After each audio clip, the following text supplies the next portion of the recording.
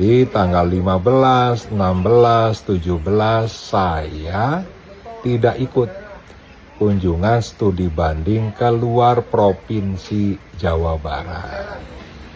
Nah, untuk warga Jawa Barat ya perlu saya ingatkan bahwa saya tidak melaksanakan kunjungan studi banding keluar provinsi atas dasar instruksi dari fraksi PD Perjuangan DPRD Provinsi Jawa Barat.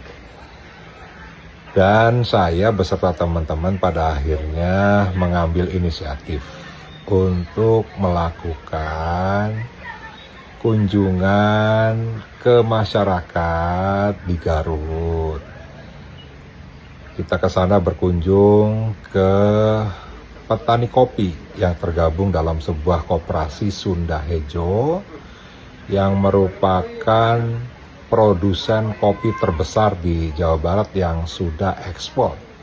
Mereka menggarap lahan di kawasan hutan yang termasuk program perhutanan sosial maupun KHDPK. Lalu ke Kabupaten Bandung ada 2 titik dan selanjutnya saya pun berkunjung ke Kabupaten Cirebon. Nah, jadi tanggal 15, 16, 17 saya tidak ikut kunjungan studi banding ke luar Provinsi Jawa Barat.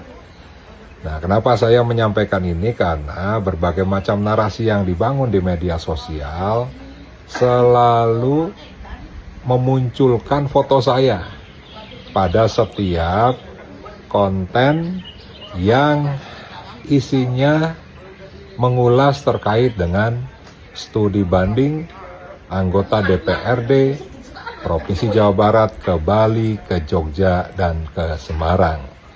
Mudah-mudahan ke depan tidak ada lagi kegiatan studi banding keluar provinsi, tetapi memfokuskan studi-studi ataupun kunjungan jadi Jawa Barat, bertemu dengan rakyat di Jawa Barat, sehingga berbagai macam hal yang disampaikan oleh masyarakat di Jawa Barat bisa menjadi bahan bagi DPRD Provinsi Jawa Barat untuk bekerja. Hatur nuhun.